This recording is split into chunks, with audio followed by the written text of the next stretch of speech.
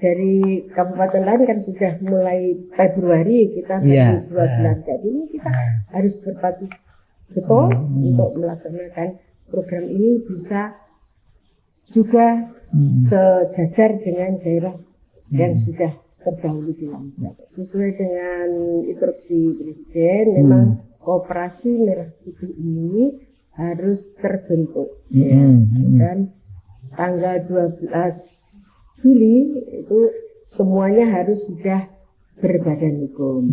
Dan alhamdulillah untuk Kabupaten Magetan ini kan ada 235 desa kelurahan. Dan alhamdulillah ini juga sudah terbentuk berbadan hukum. Ini sangat menguntungkan sekali dengan adanya NGG ini. Jadi nanti anak-anak kita bisa sehat, gizinya terpenuhi, dan ekonomi bisa bergerak. Di Kabupaten Magetan ini UMKM-nya sudah banyak yang mendapatkan kurasi ya. Jadi bisa sudah banyak produk-produknya yang dikirim ke market.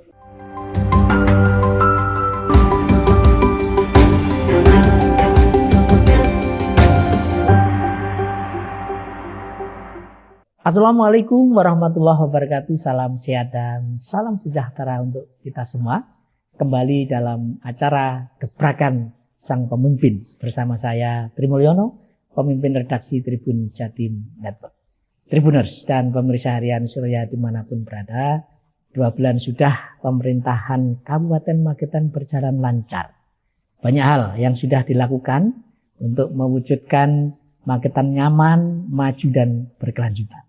Nah, untuk mengetahui apa saja gebrakan-gebrakan yang sudah dilakukan, saya sekarang sudah bersama orang nomor 1 di Kabupaten Magetan. Ibu Bupati Magetan, Ibu Hajah Nani Indang Rusminiarti MPD, yang akrab kita sapa Bunda Nani. Assalamualaikum warahmatullahi wabarakatuh, Bunda.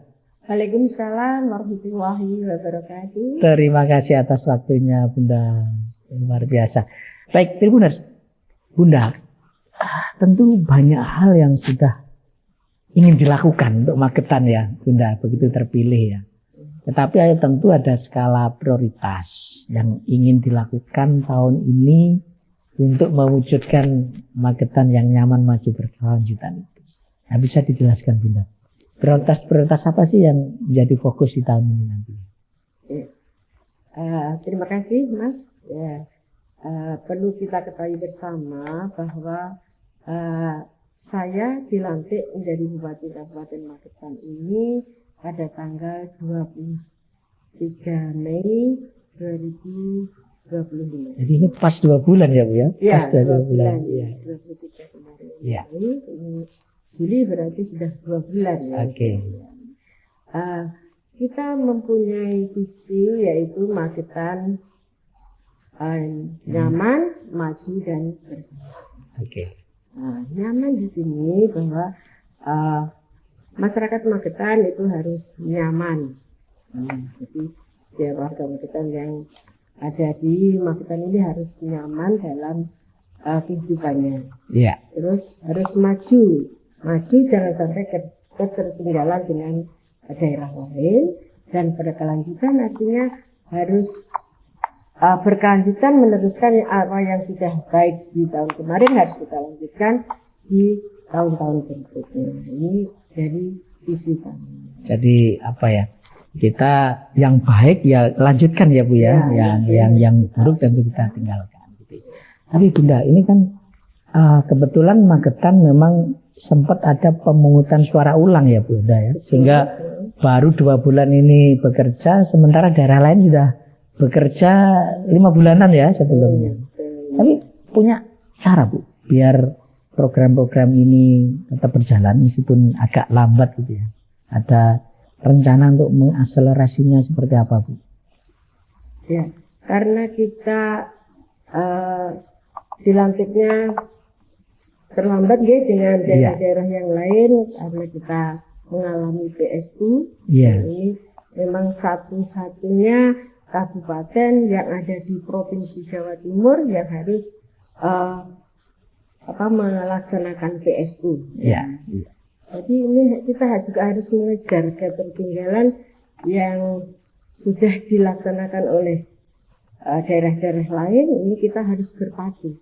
Memang harus mengejar ketertinggalan yang sudah berapa bulan ini kita laksanakan. Jadi dari kabupaten lain kan sudah mulai Februari, kita baru 2 bulan. Jadi ini kita harus berpadu betul untuk melaksanakan program ini bisa juga sejajar dengan daerah yang sudah terdahulu dilakukan. Bunda, saya lihat kemarin ketika Koperasi Merah Putih diresmikan Pak Prabowo, ternyata Magetan kan juga sudah mulai jalan ya, Bunda ya, Koperasi Merah Putih ya. Iya. Nah, bisa dijelaskan Bunda, seperti apa sih nanti harapannya untuk Koperasi Merah Putih ini? Ya, sesuai dengan instruksi Presiden, memang Koperasi Merah Putih ini harus terbentuk. Dan tanggal 12 Juli itu semuanya harus sudah berbadan hukum.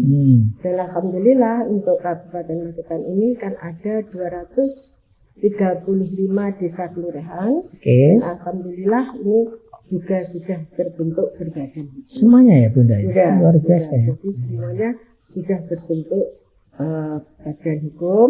Dan kemarin waktu launching di Klaten, Bapak Presiden juga menegaskan nanti selama 3 bulan ini harus sudah beroperasi. Jadi diberi waktu 3 bulan Koperasi Merah Putih ini harus sudah mulai. Jadi ini kita nanti dengan dinas korporasi, dengan stakeholder yang terkait, kita ini mempersiapkan bagaimana nanti Koperasi Merah Putih ini bisa beroperasi. Ya, Bunda, selain Koperasi Merah Putih, ada juga program nasional makan bergizi gratis ya Bunda. Barangkali bisa disampaikan apa ya yang nanti bisa disinergikan Bunda antara program makan bergizi gratis ini dengan Koperasi Merah Putih.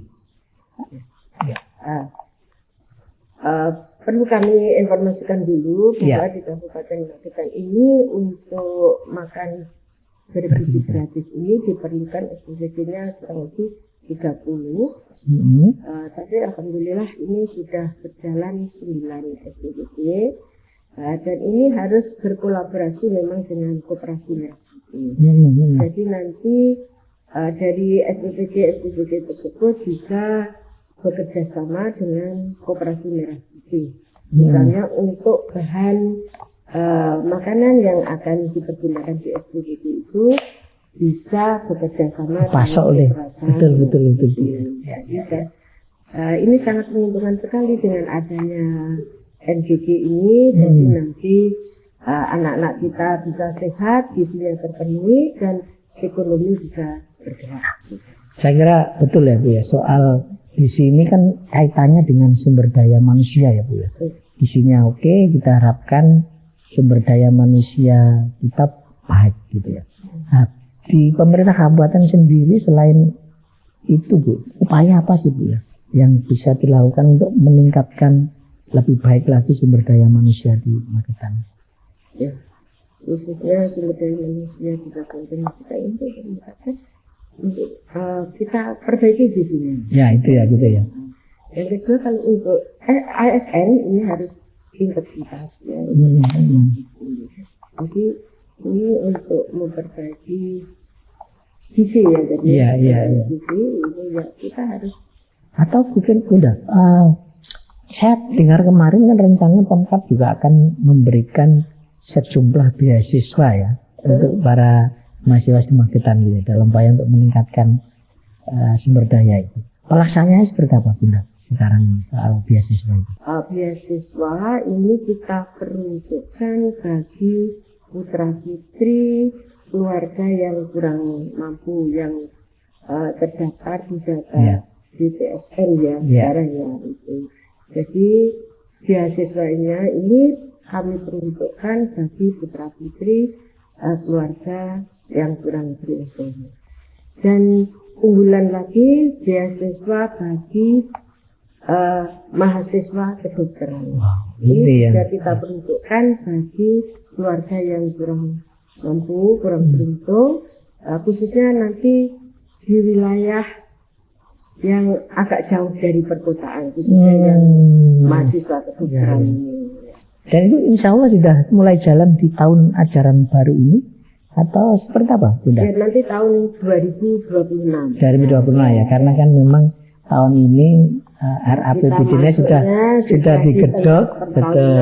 Berarti kan APBD-nya sudah berjalan. Ya, jadi kita nanti untuk beasiswa khususnya kedokteran ini nanti kita anggarkan di tahun 2026. Kalau yang bukan mahasiswa kedokteran ini sudah berjalan. Sudah jalan ini ya Bu ya. Oh, oke. Jadi para anak-anak Magetan jangan khawatir ya Bu ya. Jadi Bunda akan menjamin mereka untuk bisa sekolah tanpa biaya ya Bunda ya. Ya, khususnya bagi keluarga yang terdaftar di data. Ya, ya. Bunda, di luar itu Bunda, kita tahu Magetan ini kan salah satu potensi terbaiknya itu pertanian ya Bunda ya. Pemasok sayur ya di Surabaya, di kota-kota besar itu. Nah, ini untuk memastikan sektor ini tetap menjadi andalan apa Bunda yang akan dilakukan? Ini kita Dinas Pertanian ini saya putuskan untuk selalu mempersiapkan pertanian yang ada di Kabupaten Magetan, khususnya ini sayur-sayuran. Memang Kabupaten Magetan ini terkenal untuk sayur-mayurnya ya. Luar biasa. Kita punya pasar khusus untuk sayur mayur. Oh ya, yang ini ya Bunda, sebelah depannya pendopo ini ya, alun-alun pasar itu. Ini pasar baru, pasar sayurnya masih ke utara lagi. Masih ke utara lagi. Itu khusus untuk sayur mayur. Oke. Kalau pasar baru ini kan untuk lontong. Kalau yang khusus pasar sayur itu ada sebelah utara lagi. Jadi ini kelasnya ini ya, mempertemukan pemasok langsung para petani dengan pembeli bayar-bayar yang dari luar kota, begitu ya Bunda. Ya. Jadi sayur agak ini agak ke utara. Ya. Yang tidak kalah menarik kan soal wisata ya Bunda ya. Telaga Sarangan, beberapa spot baru juga pertumbuhan ya sektor wisata di Kabupaten Magetan. Barangkali bisa disampaikan apa yang dilakukan untuk memodernisasi lah paling enggak Bunda terkait wisata. Gimana menurut Bunda? Perlu kita ketahui bahwa Kabupaten Magetan ini punya unggulan pariwisata yaitu Telaga Sarangan. Iya. Kendai Bunda. Alami ya. Dan itu untuk menarik wisatawan. Oleh sebab itu kita harus mempersiapkan destinasi wisata itu harus kita perbaiki. Karena kita selain punya Telaga Sarangan, kita punya kebun refugia. Oh ya. Tadi kita sempat mampir Bu di sana. Indah sekali memang. Punya Kampung Susu Lawu. Kampung Susu Lawu. Iya. Itu apa Bu? Di dalamnya sebenarnya apa isinya? Kalau yang Kampung Susu Lawu belum pernah saya. Kampung di mana di situ banyak peternak susu. Oke. Ya. Jadi di situ kita fokuskan untuk peternak sapi perah. Dan di situ juga nanti dari hasil susu selain dikirim ke Malang ya. Malang. Terus di situ juga ada olahan-olahan dari susu, yang itu juga sudah mengolah susu itu menjadi permen ya. Jadi ini sudah masuk ke tahap hilirisasi susu ya Bunda ya. Iya. Sudah ada produk-produk dari susu itu sudah banyak sekali. Iya. Dan wisatawan bisa juga mengajak putra-putrinya untuk edukasi para susu gitu ya. Iya. Posisinya di mana Bunda? Kalau yang posisinya Sarangan. Iya. Sarangan itu memang termasuk di Kelurahan Sarangan itu. Jadi nanti kalau dari Telaga Sarangan ke Kampung Susu Lawu itu dekat. Oh ya, jadi sudah terintegrasi ya Bu. Ya. Sawan yang bisa tembus ke Mojosemi Forest Park. Nah, ya. Itu termasuk baru juga ya. Ya, Mojosemi Forest Park sudah agak lama. Tapi masih hampir sama deh dengan Susu Lawu, kampung Susu Lawu dengan Mojosemi Forest Park. Jadi bisa terkoneksi nanti. Jadi Sarangan, Mojosemi Forest Park, nanti terus kampung Susu Lawu gitu ya. Jadi one stop lah destination lah kira-kira ya. Oh pakai. Jadi untuk masuk ke sananya pakai jeep, tidak disediakan sudah. Sudah disediakan. Itu ya saya kira yang upaya-upaya untuk memodernisasi wisata di Magetan ya Bunda ya.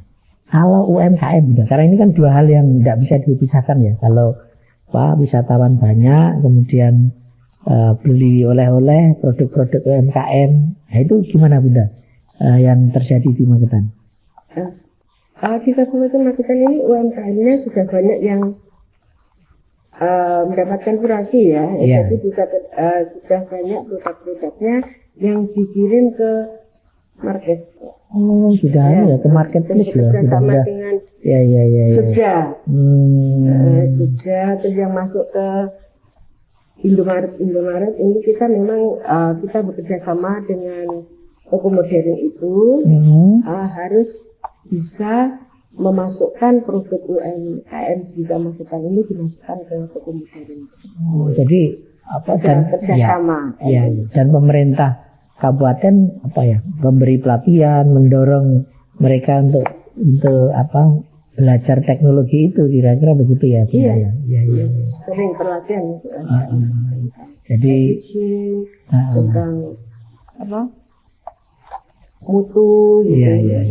Jadi selain memang melayani para wisatawan, produk-produk UMKM ternyata sudah membanjiri pasar di luar Kabupaten Magetan ya Bunda ya.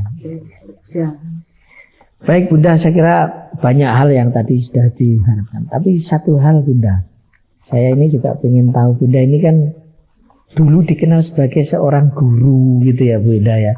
Kemudian menjadi istri bupati 2 periode ya Pak Mantri ya Bunda. Kemudian menjadi wakil bupati dan sekarang menjadi orang nomor 1 di Kabupaten Magetan.